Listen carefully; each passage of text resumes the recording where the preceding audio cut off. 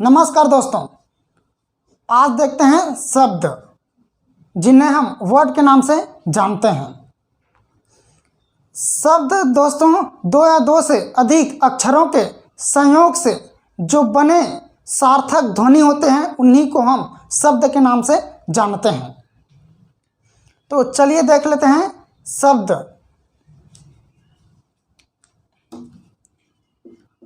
दो या दो से अधिक, दो या दो से अधिक अक्षरों के संयोग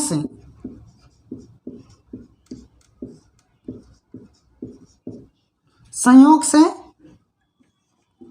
बनी सार्थक जो सार्थक ध्वनि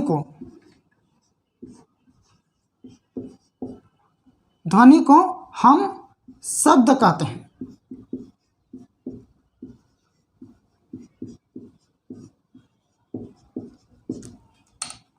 यह होता है शब्द का परिभाषा दोस्तों। अब हम देखते हैं शब्द क्या होता है। शब्द जैसे राम, आम खाता है, तो यहाँ देखिए दोस्तों, शब्द में राम भी आ जाएगा, शब्द में आम भी आ जाएगा शब्द में, और खाता भी आ जाएगा शब्द में, और है भी शब्द में आ जाता है। अक्षर में देखा जाए दोस्तों, ये तो दोनों मिलके शब्द हो रहा है, लेकिन हम अक्षर देखें तो ये रा बस क्या हो जाएगा, अक्षर हो जाएगा। यहाँ म भी अक्षर हो जाएगा दोस्तों। उसी प्रकार यहाँ आ भी अक्षर हो जाएगा और म भी अक्षर हो जाएगा। यहाँ खा जो अक्षर हो जाएगा और ता अक्षर हो जाएगा।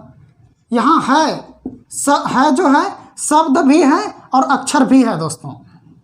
यहाँ है जो है शब्द भी है और अक्षर भी है। अब देख लेते हैं, ये तो अक्षर हो गया।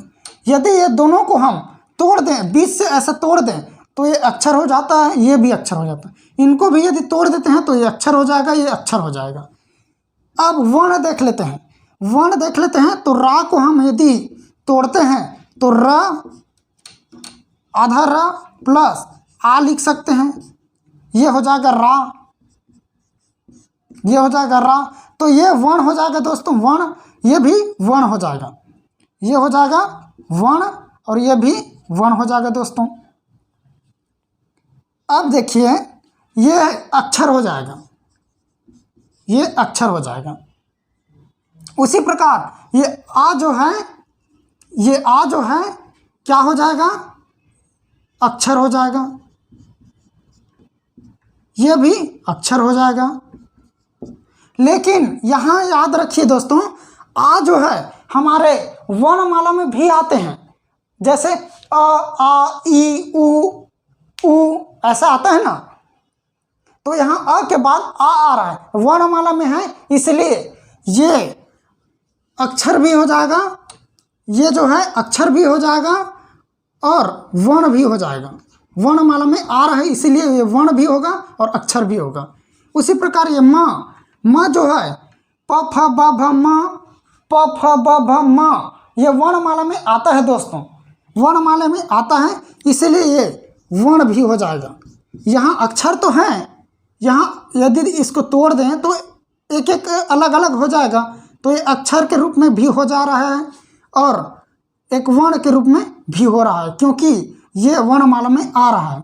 उसी प्रकार देखिए, खा और ता, ये तो अक्षर है, ये अक्षर है, ये दोनों अक्षर हैं, लेकिन हम खा को जनरली उसमें कहाँ देखते हैं, वर्णमाला में क ख आता है, क के बाद ख आता है, खा नहीं आता, क के बाद ख आता है। उसी प्रकार त थ द ध न आता है, न कि ता आता है, वहाँ त आता है। त जो है वर्णमाला में आता है और ता जो है अक्षर हो जाता है।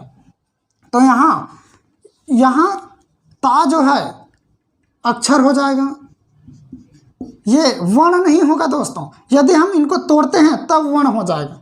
जैसे ख प्लस अ, दोनों को जोड़ेंगे तब जाके खा हो जाएगा। उसी प्रकार ता है तो त प्लस अ जोड़ सकते हैं तब जाके ता हो जाएगा, ये ता हो जाएगा। तब ये क्या हो जाएगा, ये ख और ये अ ये वर्णमाला में आता है इसीलिए वर्ण हो जाएगा, और त और अ ये वर्णमाला में आता है इसीलिए ये वर्ण हो जाएगा, और ये वर्णमाला में नहीं आता, ये भी वर्णमाला में नहीं आता, ये अक्षर हो जाएगा, ये भी अक्षर हो जाएगा। अब देखिए दोस्तों, है जो है एक शब्द है, एक शब्द है। ये वर्णमाला में आता है क्या, हलवाई का ह आता है, हलवाई का ह आता है, न कि है। वहाँ है नहीं आता, वहाँ है नहीं आता, वहाँ ह आता है, इसलिए ह वर्ण में आ जाता है। और यहाँ है क्या है, एक शब्द भी है क्या है, एक शब्द भी है, शब्द के रूप में भी प्रयोग हुआ है, शब्द के रूप में, और ये अक्षर के रूप में भी प्रयोग हुआ है, और ये वर्ण के रूप में प्रयोग नहीं हुआ है। यदि हम इसको तोड़ेंगे तब जाके ये हो जाएगा वर्ण, लेकिन अभी हम नहीं तोड़ रहे हैं इसको, ये अक्षर और शब्द दोनों हो जाते हैं। इस प्रकार दोस्तों वर्ण और अक्षर और शब्द आपको समझ आ गया होगा। और उसी प्रकार वाक्य, यदि हम राम आम खाता है, इनको हम संयुक्त रूप से इतना को राम आम खाता है, ये इतना को हम क्या बोलेंगे, वाक्य बोलेंगे, वाक्य, पूरा को हम वाक्य कह देंगे। इस प्रकार ये शब्द आपको समझ आ गया होगा। शब्द, वर्ण, वाक्य, अक्षर, ये क्या होता है आपको समझ आ गया होगा दोस्तों। आप स्क्रीनशॉट ले सकते हो। अब देख लेते हैं दोस्तों शब्दों के प्रकार कौन कौन से होते हैं। रचना या बनावट के दृष्टिकोण से शब्द को 3 भागों में विभक्त किया गया है। उसी प्रकार व्युत्पत्ति के अनुसार शब्द को 4 भागों में विभक्त किया गया है। चलिए देख लेते हैं रचना और बनावट के अनुसार शब्द के कितने भेद होते हैं, उनको देख लेते हैं।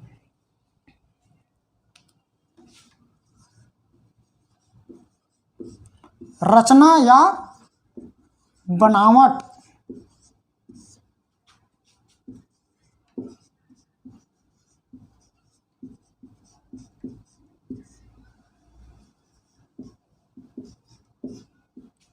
रचना या बनावट के अनुसार शब्द कितने प्रकार के होते हैं, तो ये 3 प्रकार के होते हैं दोस्तों।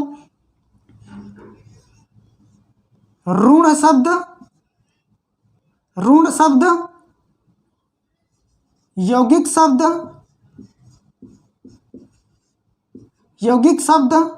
और योग ऋण शब्द।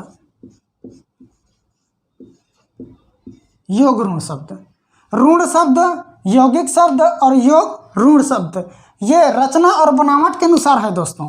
ये रचना या बनावट के अनुसार ऋण, यौगिक और योग ऋण, ये 3 प्रकार होते हैं दोस्तों। ये प्रश्न में पूछ चुका है दोस्तों, ध्यान रखिएगा, यहाँ से प्रश्न बहुत ज़्यादा देखने को मिलते हैं। ये 3 प्रकार। अब देख लेते हैं दोस्तों हम व्युत्पत्ति के अनुसार।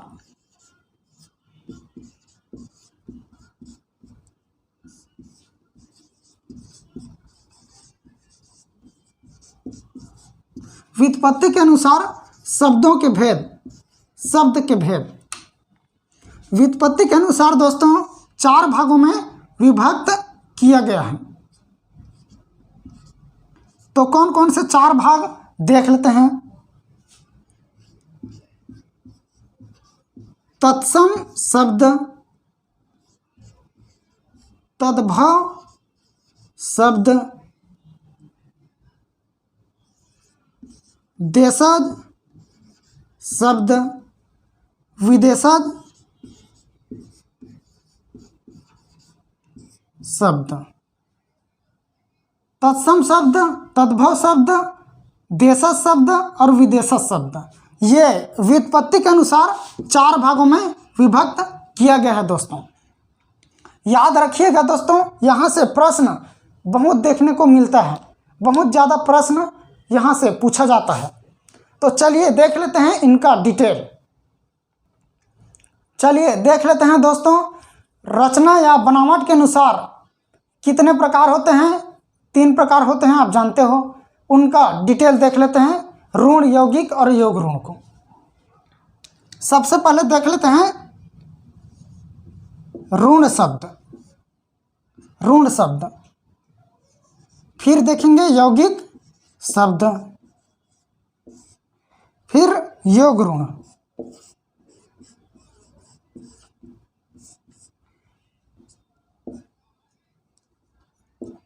ऋण शब्द, यौगिक शब्द और योग ऋण, ये रचना और बनावट के अनुसार 3 प्रकार होते हैं दोस्तों। ऋण, हम ऋण शब्द किनको बोलते हैं? ऋण शब्द मतलब दोस्तों, जिनको तोड़ने पर उनका सार्थक अर्थ ना निकले, उन्हें बोलते हैं ऋण शब्द। यानी कि जो मूल शब्द ही है, उन्हीं को हम ऋण शब्द बोलते हैं। ऋण शब्द यानी मूल शब्द को ही हम ऋण शब्द बोलते हैं, जिनका तोड़ने पर उनका कोई निश्चित अर्थ ना निकलता हो, वह है ऋण शब्द। जैसे जल, जल को हम यदि तोड़ते हैं दोस्तों ज और ल में, तो यहाँ ये जो ज है कोई अर्थ नहीं दे रहा है, और उसी प्रकार ल जो है कोई निश्चित अर्थ नहीं दे रहा है दोस्तों। जो ज है निश्चित अर्थ प्रकट नहीं कर रहे हैं, और उसी प्रकार ल भी कोई निश्चित अर्थ नहीं निकाल रहे हैं। इसी प्रकार ये ऋण शब्द हो जाता है। वैसे ही कल, क और ल 2 भागों में टूटता है दोस्तों, लेकिन इनका कोई निश्चित अर्थ नहीं होता है।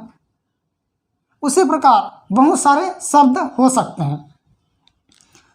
अब यह तो समझ आ गया होगा ऋण शब्द। अब देखते हैं यौगिक शब्द। यौगिक शब्द में क्या होता है दोस्तों? 2 सार्थक शब्द के संयोग से मिलकर बना होता है, उन्हें बोलते हैं हम यौगिक शब्द। 2 सार्थक शब्दों के संयोग से बने होते हैं, उन्हें बोलते हैं हम यौगिक शब्द। चलिए देख लेते हैं कौन कौन से हैं। जैसे विद्यालय, विद्यालय, विद्यालय जो है दोस्तों 2 शब्दों के संयोग से बना है। विद्या धन आलय। यहां देखिए दोस्तों 2 सार्थक शब्द। विद्या का अर्थ होता है ज्ञान, विद्या का अर्थ होता है ज्ञान, आलय का अर्थ जहां निवास करते हैं वह है आलय। यह है दोनों का अर्थ प्रकट कर रहे हैं।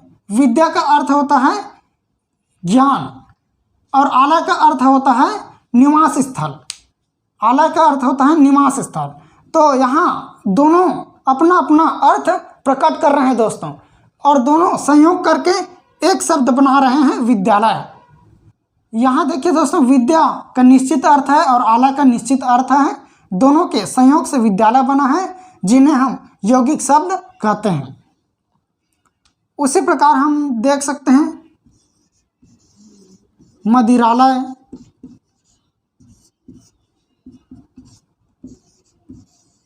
मदिरा धन आलय।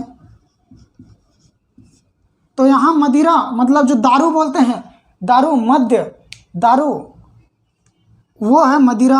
आलय, आलय एक निवास स्थल को बता रहा है जहाँ वो रहता है, दारू को जहाँ रखा जाता है मदिरालय। यह हो गया दोस्तों यौगिक शब्द। तो निश्चित अर्थ देने वाले शब्दों के संयोग से बना होता है। उसी प्रकार पुस्तकालय भी लिख सकते हैं, उसी प्रकार पुस्तकालय भी लिख सकते हैं।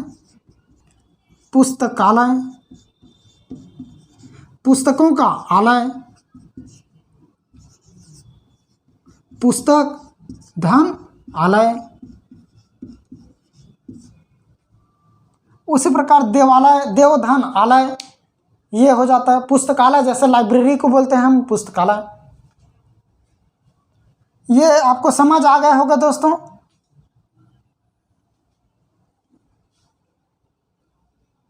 अब देख लेते हैं दोस्तों हम योग ऋण।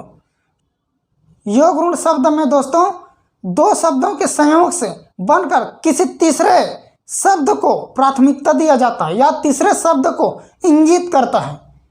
दो शब्दों के संयोग से तीसरे शब्द को बताता है, वह है योग ऋण शब्द। जैसे मैं आपको बोल दूं पीताम्बर, पित धन अंबर, तो आपके दिमाग में क्या आएगा? भगवान कृष्ण भगवान या तो विष्णु भगवान, ये आएगा। उसी प्रकार लंब धन उदर, तो दोनों मिलके लंबोदर बन जाएगा। लेकिन ये तीसरे शब्द को जा रहा है या तीसरे को इंगित कर रहा है, तो यहाँ आ जाएगा योग ऋण शब्द। चलिए लिख लेते हैं।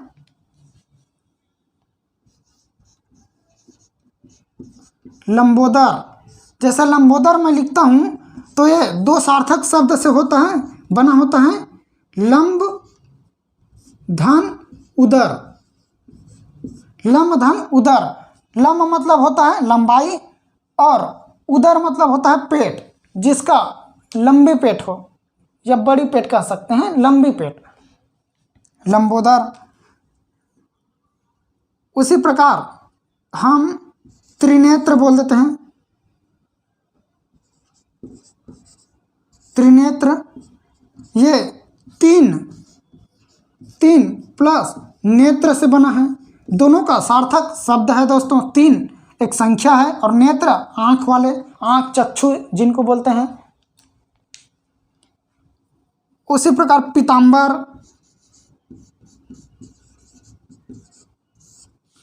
पीताम्बर, पित धन अंबर। यहाँ देखिए दोस्तों, पीत मतलब होता है पीला और अंबर मतलब होता है वस्त्र।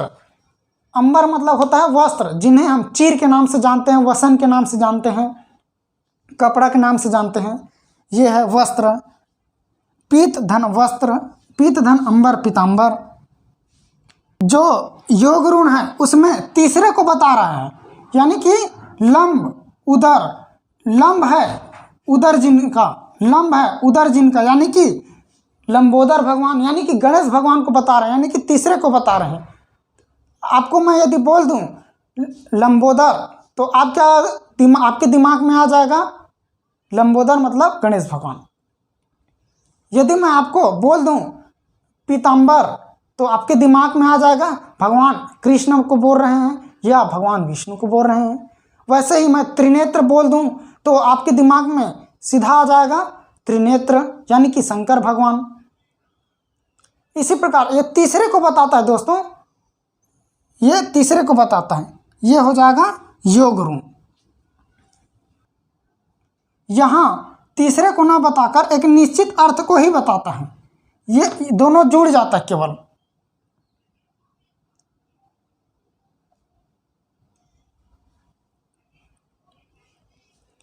इस प्रकार दोस्तों आज का क्लास यदि आपको अच्छा लगे तो लाइक, सब्सक्राइब, शेयर जरूर कीजिएगा। धन्यवाद।